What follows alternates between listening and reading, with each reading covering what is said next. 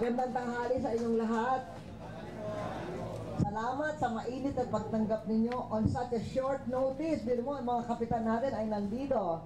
Mga malalaking barangay, di ba, Freddy? Parang bawat isa ay mayor. At saka yung mayor ay governor. Kasi yun na nga, sa laki ng syudad, at saka sa hindi marami ang, di ba, hindi marami ang barangay, kaya ang lalaki. Kaya salamat sa inyong pagpunta rito. Kasi every Friday ay Climate Change Day ng Presidential Task Force on Climate Change. At kaya dinadala natin ang balita ng kung anong dapat gawin kontra sa climate change sa iba't ibang lugar ng Pilipinas. Actually, mataas ang performance ng Metro Manila.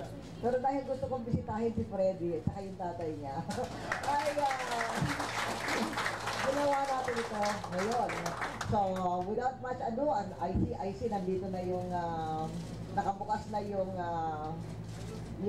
audiovisual ng first of our two presentations, si Undersecretary Carlos Garcia ng Presidential Advisor on Climate Change, at pagkatapos nun, yung report naman ng ating Secretary of Environment and Natural Resources na siya rin ang head ng task group on solid waste management na napaka-importante yung ating mga barangay ay magpe-present si Lito Atienza. So, thank you very much. Without much ado, we call on Carlos Garcia.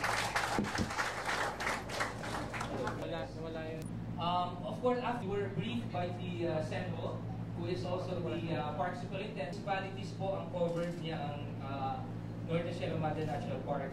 Meron po mga natitirang virgin forest na kailangan natin pangalagaan. Next. So yung Upland Development Program po ni Pangulong Aoya, just this year, well, baka... Dapat wala na po tayo anumang controlled campsite today.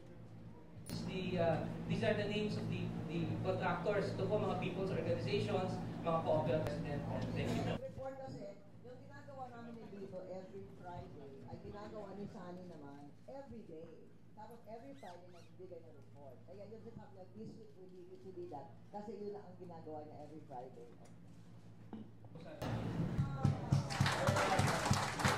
Hindi ko anong wala ang problema rito.